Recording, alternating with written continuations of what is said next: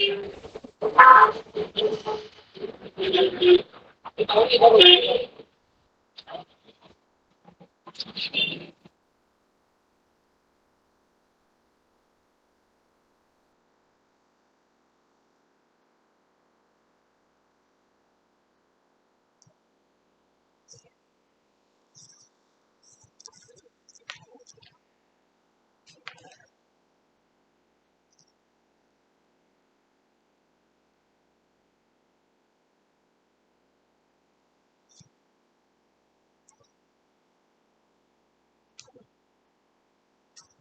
everyone, I hope I'm audible.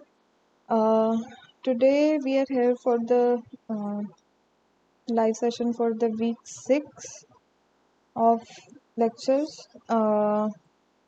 It's 6, but we'll wait for a few minutes for others to join and then we'll start.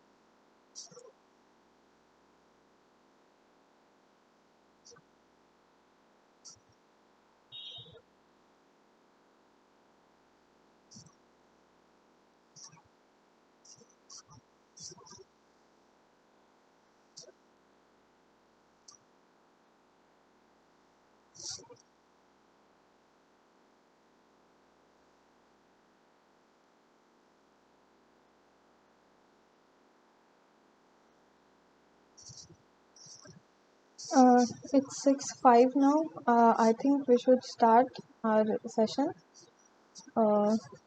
So, hello and welcome all to the live session for assignment 6, week 6 for the subject urban governance and development management. The course is instructed by Professor Uttam Kumar Roy, and I am the teaching assistant. For this course, I'll be taking the live session. We will be solving questions from the previous runs of this subject. So assignment 6 would not be assignment 6 for uh, this run, but assignment 6 from the previous runs. However, as we've encountered earlier, a lot of the questions from this run and earlier run are similar or same. So while we go through the questions, I won't give out the answers for the questions, but I'll tell you the subject matter behind each question and the approach to solving those questions. Okay. I have another announcement for all of you. Next week's session would be joined by Professor Uttam Kumar Roy. So he'll be coming to attend the session as well. So you'll have an opportunity to interact with him, ask any doubts you have directly to the course instructor. So I'll just write the message in the chat so that everyone who comes at a later point, or if someone leaves and comes at a later point, they can get to the message.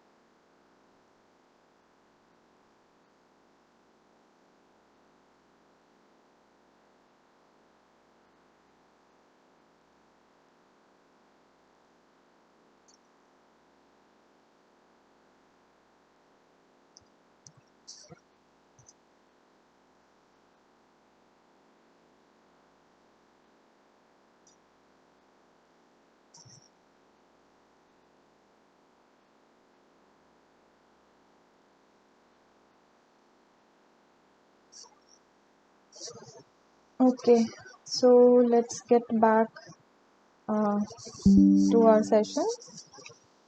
So this week you have covered from lecture 26 to 30, and these are the contents of the lecture. You would have covered an overview of municipal finance, in which you would have studied the different sources of municipal finance, financial resource management, the issues that occur in financial resource management, and roles of different governing bodies in the finance management. Then you would have studied a little bit about different alternate sources of municipal finance, what they are, how alternate how these sources can be accessed by the municipal body and other governing bodies. Then a little bit about how uh, the local body can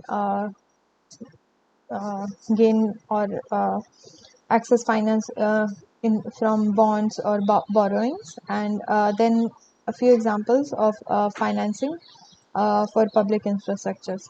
Then you would have studied the municipal accounts, in which you would have studied the background of municipal accounting systems, then a general overview of the double entry accounting system, and a little bit about the National Accounting Manual. Okay.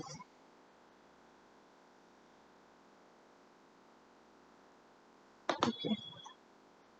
Get back.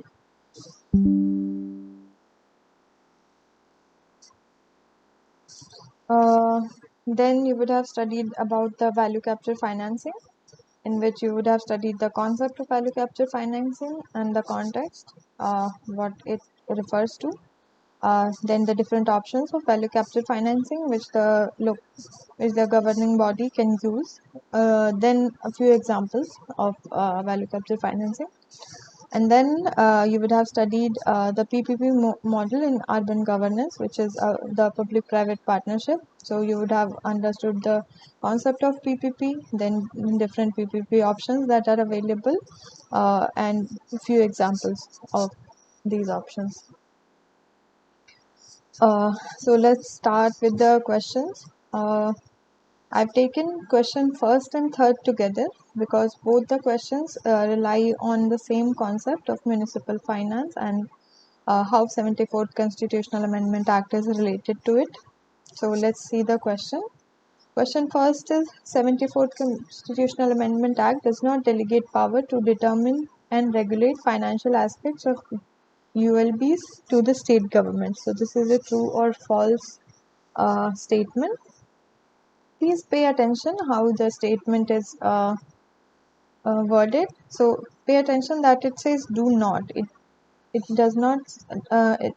It does not say that 74th Constitutional Amendment Act delegates. So pay attention to the wording of the question uh, mm, while giving out your answers. It can happen that even after knowing the answer, you might do it incorrectly by not reading the statement properly. Okay, and the second question is choose the correct statement out of these. It also talks about the 74th Amendment Act, and then about the revenue raising powers provided to the municipalities, and talks about different components of 74th Amendment Act related to local self-governance, and 11th schedule, or you might know it as something else, which outlines uh, the different functions which are delegated to the urban local government. So both these questions pertain to the 74th Constitutional Amendment Act. And then what functions does it assign to a local governing body? And then the revenue raising powers or the financing aspects it assigns to the state government and the urban local government. Okay, let's see. So we all know that the 74th Constitutional Amendment Act, it recommended the transfer of 18 governance functions from state government to the urban governments. This we know as the 12th schedule.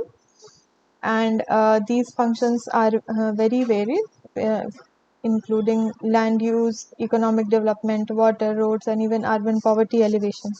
So if you go back to our earlier sessions, you can find these functions related to urban governance, and which are assigned to the urban local bodies through the 74th Amendment Act. Another thing the 74th Amendment Act did was it paved the way for direct election of all in all urban local bodies every 5 years. So before 74th Amendment Act, not all cities had provisions for direct elections. So only larger cities with bigger municipal governments, they had direct elections for election of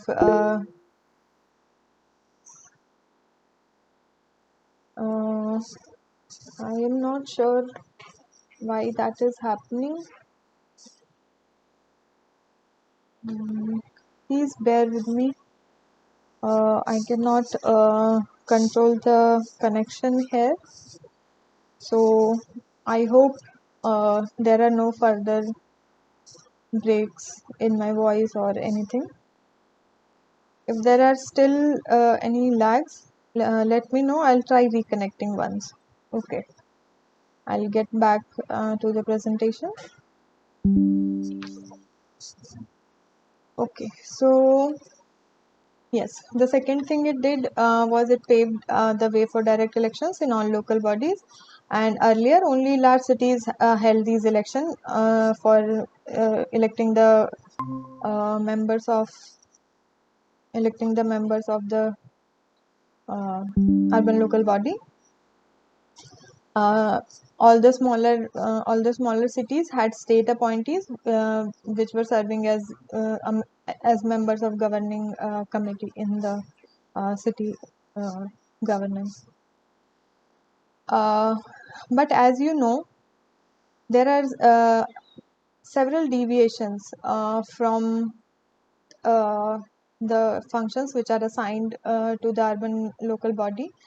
If you see in actual practice or in the ground reality, the actual devolution of these functions from the 12th schedule does not take place. So there are several reasons behind that, and I have discussed some of these reasons, or I have introduced this concept to you in the previous lectures, but we'll talk about this today in a little detail. So you can see what the 74th Constitutional Amendment Act did was it devolved the functions, and it also appointed uh, the it also provided provision for direct election of the people of local body. But what it did not do was it did not it did not uh, directly suggest any principle for fiscal devolution to urban government. So it did not create any mechanism so that the urban local body can create their own system of revenue generation. Instead, what it did was it prescribed instead that a state finance commission should be established by the state government, and every 5 years it should be done. So it should be done along the lines of Central Finance Commission, which is the finance commission at the center, and what the state finance commission should do, that it should recommend resource distribution and mobilization methods to the urban local body, uh, and not and this power was not given to the urban local body itself. So decentralization happened in the terms of governance function and in the terms of uh, election of the governing members of the local government. But decentralization did not happen in terms of providing fiscal powers of taking their own fiscal decisions and creating methods uh, or for resource distribution and mobilization of funds. Decentralization in the financial department happened from state center to state government, and then uh, the discussion of further decentralization to the local governments was left to the states. So, in the ground reality again, this decentralization of power for creating fiscal for creating fiscal pathways for this urban local body for resource distribution and mobilization did not happen. Uh, but then again, that urban governments in India are structurally different for different cities, and they are structurally differentiated on the basis of size of the city and the level of economic development in the city. So usually larger urban governments are vested with greater autonomy and they have wider responsibilities, and the smaller ones are do not have such autonomy as the bigger local governments, and they even carry out lesser responsibilities as compared to the bigger municipal bodies. So traditional municipal functions which were carried out by the municipal bodies are now have been taken over by several parastatals and specific purpose authorities, which are always answerable to the state and not to the local governing body. So, in effect, the actual devolution of the functions and the power to elect people and mobilize resources, both financial and non-financial, did not happen as the 74th Constitutional Amendment Act wanted it to. So, what happened? The revenue raising, what happened because of this? Revenue raising and disbursement of funds for the municipal finance are still determined and regulated by state governments in the case of most cities. Then there is no divisible pool of tax resources between the state and municipality. Transfer to the municipality is discretionary in nature and is decided by the state government, and particulars of municipal finance thus vary from state to state and even from city to city in each state, as you saw that even urban governance in various cities varies based on the size and level of economic development in that city. To further study this phenomena, I'll suggest you go through first. It's always a good exercise to go through the actual practice, urban governance practice, which is happening in your city in particular. If you cannot access the data and information about your city, you can go through these two articles, journal articles, which I am showing you here. These journal articles were not open source articles, so I could not share the PDF with you on this platform. However, I encourage you that if you have any way to access these articles, please go through them on your own time. However, I'll be explaining to you what these articles explain to you. So, first article is Urban Challenges in India, and it is a review of recent policy measures. What this article does is it examines urban governance and civic challenges in India in terms of implementation of urban reform, and it does it against two policies.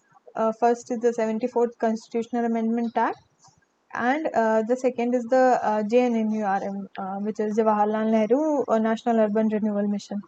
And it focuses on two things. First is the urban governance devolution, and then uh, attempts to effect the attempts by these policies to effect the governance reform, which is in terms of improvement of basic infrastructure services, basic infrastructure and services, and affordable housing for the poor. So, as you can see, the paper points out uh, it points out several things which I've marked. Okay, I think you cannot see what I've marked, so I'll just tell them to you. So the paper focuses on two overarching urban reform issues. First is devolution of governance function and fiscal responsibilities to local government, which is again our point of focus for the two questions, and then civic development challenges which the cities are facing. Again, this paper talks about JNNURM, but you can also, if you want to go further into this topic, you can also see Smart City Mission or even Amrut Mission, and you can compare parallels to JNNURM and these programs, and you can look upon the context of decentralization of functions and authority for urban infrastructure and development provisioning to the local government, which how these things are being affected by these programs. Are these programs really helping the city government uh, in its functions of urban infrastructure development and provisioning? If not, why that is happening? So this article explains this about JNNURM, but you can do that about Amrut or Smart City Mission as well. So what this article says, that urban governance systems, they have not been decentralized uniformly across the states and the city, where administrative responsibilities have been devolved. Political economy factors translates into state not assigning revenue streams for local bodies to meet their expenditure responsibilities, thus limiting their de facto independence. So what it says, that the power and authority has been devolved, it has been done, but not uniformly. So again, it might be because some cities are getting more authority and more functions, while which are the larger cities, while the smaller cities still do not get as much of these benefits as compared to the bigger cities. And why this is happening, they mention it is because of the political economy factors, which means that the state does not assign adequate revenue streams for the local bodies to meet their expenditure responsibility, and then if they are not able to meet their responsibilities, they let go of the functions, and the functions then are taken care of by either the state government or the parastatal bodies and such. The first thing, we have covered it. Second also we've covered. The third thing, it says that most local governments are unable to access private financial resources for infrastructure development due to inadequate management capacity and their own weak financial standing. Okay, so this again we addressed earlier. We know that the smaller urban governance bodies, they either do not have the adequate capacity to undertake all these functions, or even the people they do not possess the appropriate skills to tackle these problems, like creating a credit-worthy municipal system which is able to access private financial resources for infrastructure development. So when this happens, again, the local body, they are not able to carry out the functions which is assigned to them due to lack of capacity and lack of financial resources. Then it says that inadequate management capacity at local level also hinders the optimal utilization of infrastructure reform opportunities enabled by JNNURM, especially in small towns. So then again, you see it talks about small towns. So even though programs like JNNURM, they create opportunities for utilization of their funds to create infrastructure reform, but because the smaller urban local body, they do not have adequate management capacity on the local level, they are not able to access these opportunities in a proper way to for development of their infrastructure or reform of their infrastructure. Then again, this article points out that when municipal deficits and socioeconomic inequalities prevail in all urban centers, but it's disproportionately higher in smaller towns. And we know up till now. Why? It is higher in smaller towns. Then many states are yet to implement the mandatory reforms related to devolution and accountability in governance. This again is something which has not happened even after the JNNURM and 74th Constitutional Amendment Act have clearly indicated that these reforms in accountability in the governance should happen. Still, due to lack of political will or due to lack of capacity in the urban local bodies, these reforms have not happened. Then it says that urban policy assessment points to political economy factors and inadequate management capacity as key challenges in impacting effective urban reform in India. So you saw from all these inference points which the article has made that there are two key factors which affect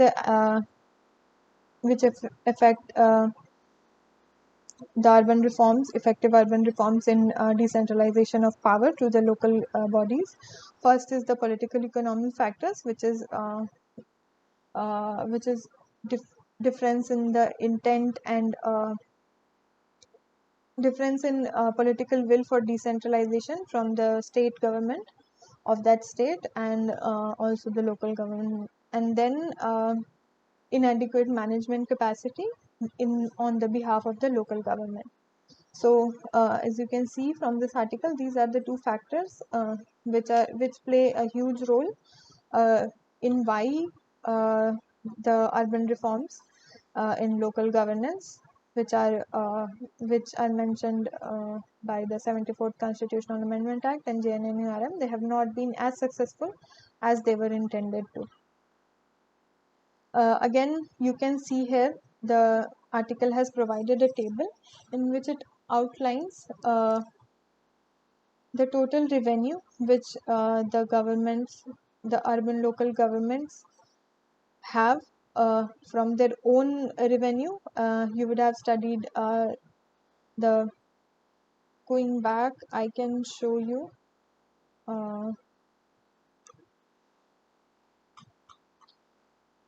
You would have studied this table in which the local government, how it obtains the funds for carrying out its function. So it has its own revenue sources and then other sources.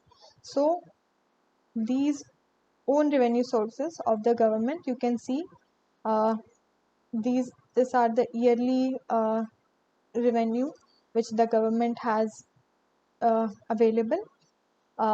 Then the total expenditure which the government made in that year.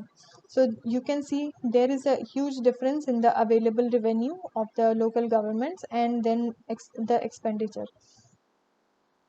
And then you can see the percentage of total revenue support percentage to the total expenditure which the local governments had to seek from other sources, either the state or the central government or other funding sources to fulfill its expenditure. So you can see there it's almost 40% or more than 40% in most years.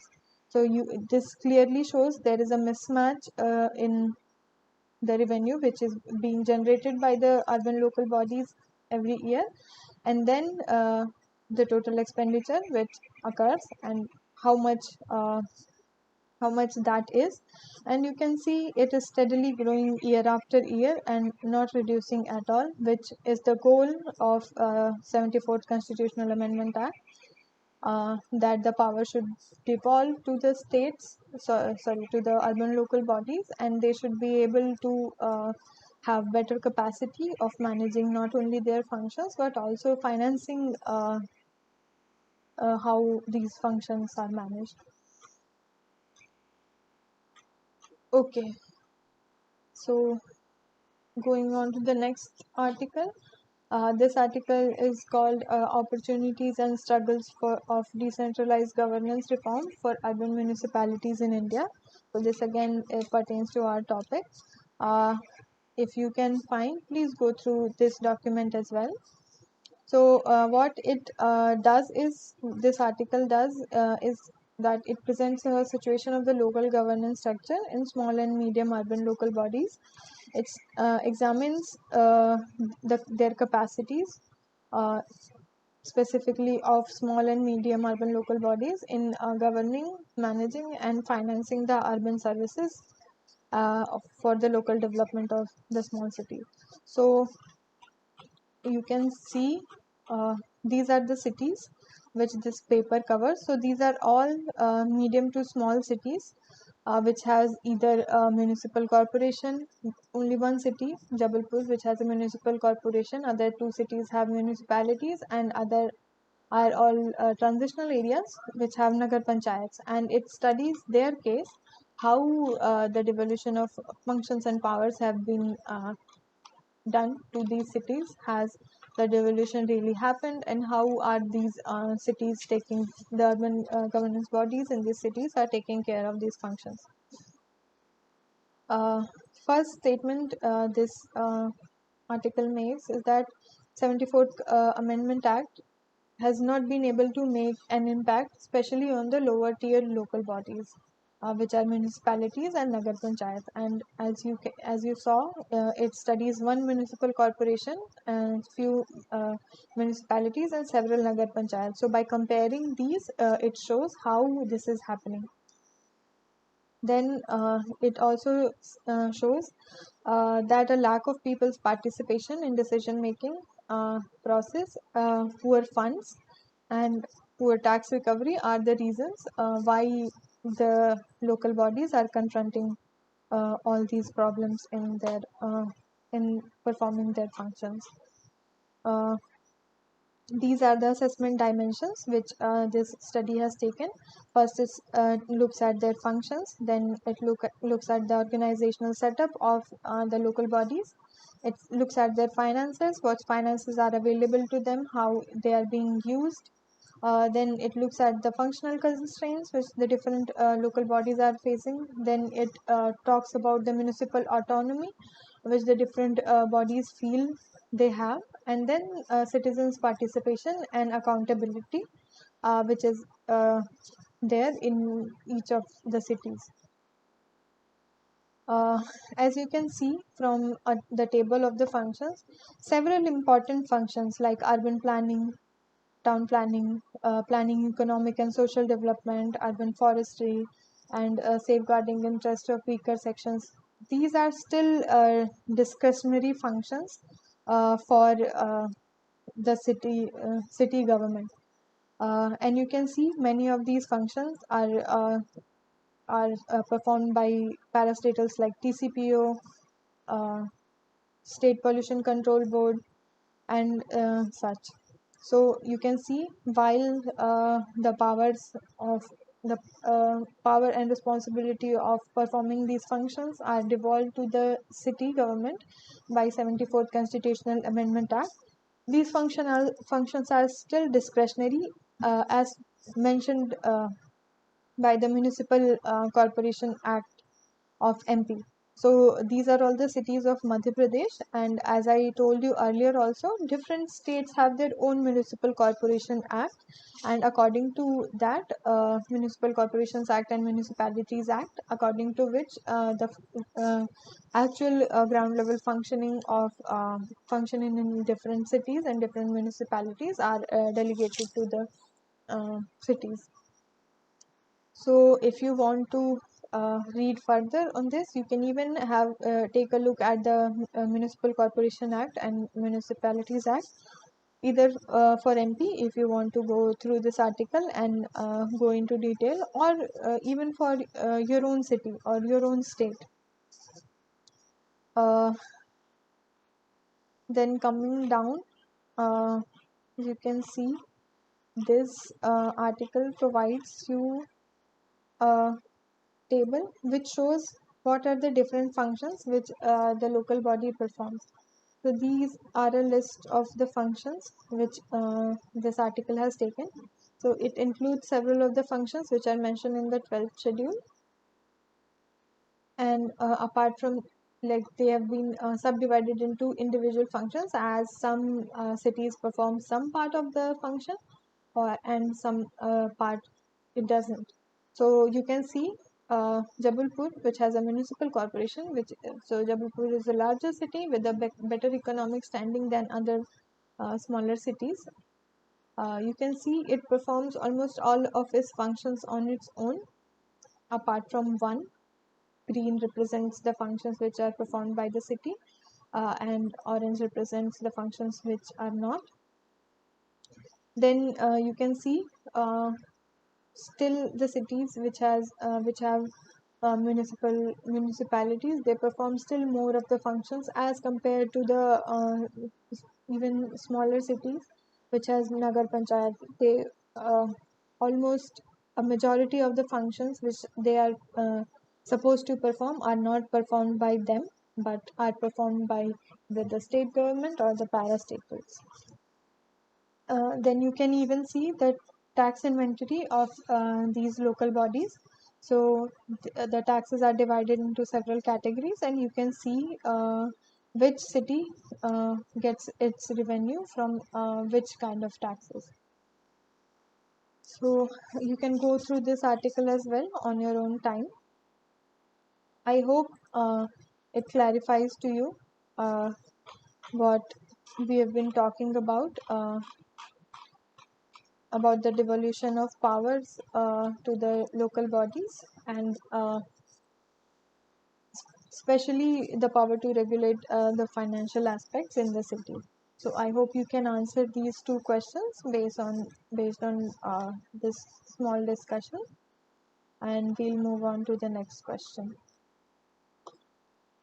So the next question is, what does BOT denote in the context of financing infrastructure? Okay, so this question pertains to the alternate sources of funding for projects, which you would have studied.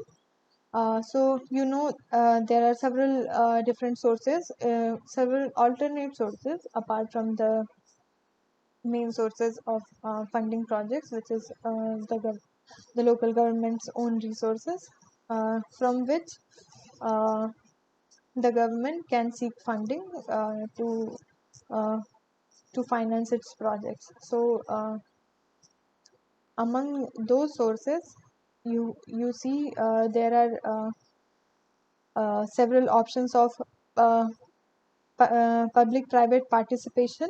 So it is written as private sector participation, but the public body, which is the urban local body, so participation is with that. So public-private participation. Uh, so BOT here denotes one kind of PPP which you would have studied. This again I have added for you to have a little more information on the background for alternate sources for funding projects. So these are the different types of sources which are local government or the state government can seek to fund its projects. So you can see it's divided on the basis of project type. These are the guidelines which URDPFI provides, how the state or the local government can seek financial resources for. So for large infrastructure projects, you can have bilateral or multilateral agencies funding the projects. You can have FDI, or you can have public-private partnership. For cities urban infrastructure, you can have grant in aid schemes provided by the central government. Then you can have PPP. Then you can seek loans from financial institutions if the project is short or medium term, or you can have municipal bonds or debentures. Then you can seek finance from bilateral. For social infrastructure, you can seek finance again from bilateral or multilateral agencies, from bonds and debentures, then granted aid or schemes, then PPP or corporate social responsibility schemes.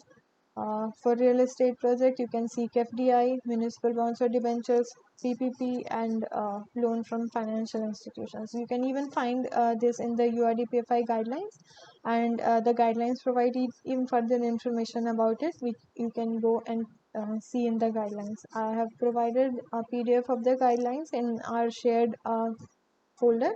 You can go access it there as well. Again, the guidelines also provides different modes of public-private partnership which the governments can seek to fund their projects. This is a diagram explaining uh, different categories and classification of these projects. So there are basically two kinds of PPP model. One are management contracts, and then there are I'm sorry. Uh, there are management contracts. There are BOT type models, and then there are models which allow for private ownership of assets. So I will be providing this PPT to you, so you can go through all of these at your own time as well, if you would like. As we have very limited time, I won't be explaining these models to you in detail, but I'll give a general overview. So management contracts are basically contractual agreements between the government and private sector for management of any public enterprise or partially uh, completed by the private party. So it has things like supply or service contracts, in which uh, the contract of supply material is provided to public enterprise by a private counterpart. Uh, then there are maintenance management schemes, in which the private partner is contracted by public partner to operate and maintain or manage a facility. Then there are operational management contracts, in which a public partner contracts with a private partner to maintain a specific service. Uh, there can be several forms of that, which are discussed further if you give a read through it. Then there are turnkey projects, in which the public sector procures a model for in uh, it's a public sector procurement model for infrastructure model for infrastructure facilities.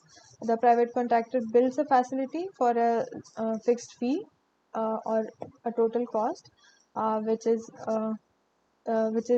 criteria for selecting the private partner who will perform the job. And this can also be considered a type of project which is known as design build. Then there's lease, in which the operator or leaseholder is responsible for operating and maintaining the infrastructure facility without making any large investment, and this lease fee payment is made to the contracting authorities, and fixed facilities and land are leased out to the operator. Then there are concession, which are provided to the private partner. Then there are franchisees, in which a franchisee uh, uh, provides a particular infrastructure or services. So all the commercial risks and decisions about how the infrastructure or facility would be maintained or designed, or functions would be undertaken, is done by the franchisee. Uh, and important examples of this are uh, provision of urban bus or rail services. Then there is BOT, which is important as it relates to the question which we are solving. Under BOT also there are different subheads or different types of build, operate, transfer models which are used by the government for the PPP. These are further detailed out, so you can have a look at them. Uh, then there are private ownership of assets. So in this, the final ownership of the asset that is created in such a partnership is the private partner, not the public partner. Before this, all of the discussion we did about the different models, the final owner of the asset is the public body, not the private body. However, in this type, the final owner of the assets is the private body. So they are build, own, operate kind of models, private finance initiative models, divestiture by license or sale, and joint venture models. You can see them in detail at your own time. We'll move on to the next question. Next question is, in the context of municipal accounts, what does NMAM stands for? Okay. So this question talks about the one specific reform agenda which was introduced by JNNURM. So this pertains to the accounting reform which was introduced by the JNNURM, and this reform was considered a mandatory reform for all the municipalities, and it was believed that the accounting reform will bring greater financial accountability and transparency in the municipal functioning. Not only this, it was also believed that it will help the municipality to better assess their assets and liabilities, also their income and expenditure, if they maintain a proper account of their all financial activities. So in effect, it would help prepare them a sound database for all accounting matters, and if they do that, essentially it would make the municipal government more creditworthy. So, among many other initiatives taken by the Ministry of Urban Development for good governance, this was one initiative which was taken for accounting, and a model accounts and financing report manual was created in this process. So NMAM stands for that accounting manual, which I'm sure you would have studied while you had your lectures. So I'm sure you'll be able to answer this question, and I'm sure that you understood the approach, how and which context this question refers to, and how you can get the answer to this question. Moving on to the next one, it's the question is, it is the role of state government to evolve a policy for private sector participation in municipal finance. So this is a true or false question. So again, to solve this question, I'll take you back to the 74th Constitutional Amendment Act and what are the powers which it devolves to the state, to the urban local body. And I hope from our earlier discussion, it is clear to you what financial responsibilities are devolved to the state, and I hope you can answer this question if it is a true or a false question.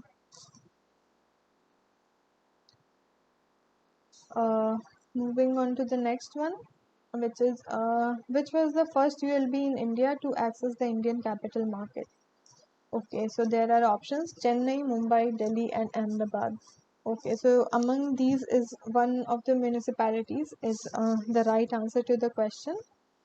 I cannot tell you which municipality, but I can give you the hint. The first municipal credit rating in India was given in 1996, and it was done through municipal bond. The first to one of these ULBs, and the first municipal bond without a state government guarantee was given in 1998, again to the same ULB, and this was for 100 crores. So, as you know, there are several ways in which a ULB can access the capital market. So, apart from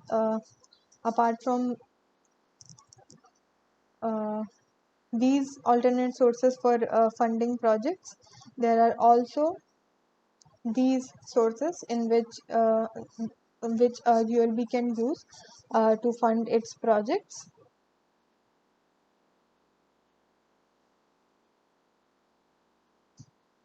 and this is the these are the options in which the ULB can access the capital market, which is in form of equities and bonds. And I hope it gives you a clue to which local body it was, and I hope you can answer the question. Next question is, choose the option which contains two of the most feasible options for ULBs to access a capital market from the following. So this question again talks about the different options which a urban local body has.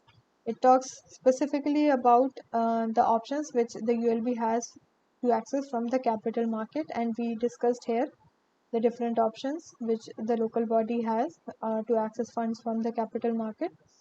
I hope you can answer this question as well. The last question is, consider the following sources of revenue for urban local bodies and choose the option which consists of all the direct sources of revenue for the urban local bodies. The options are value added tax, goods and services tax, GST, property tax, and income tax.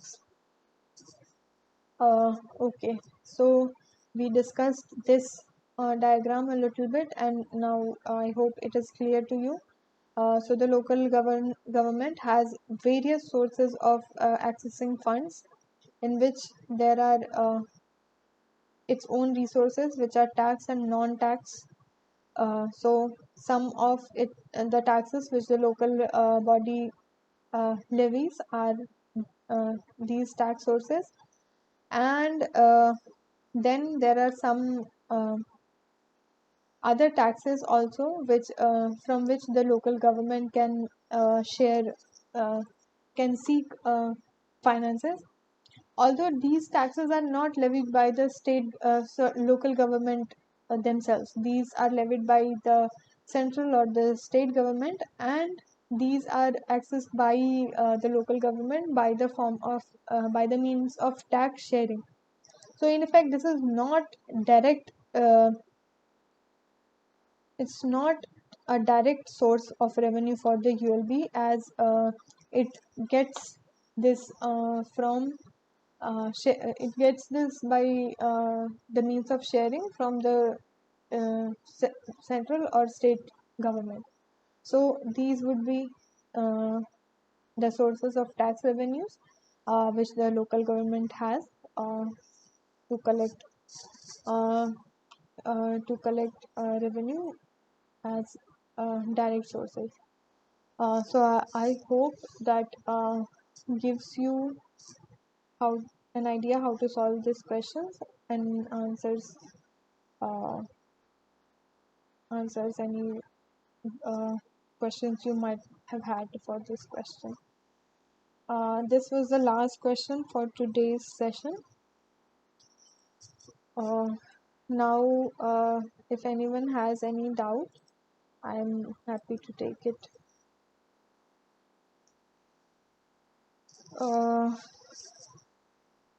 We do not have any attendees present here today, so I think I can end the session for today.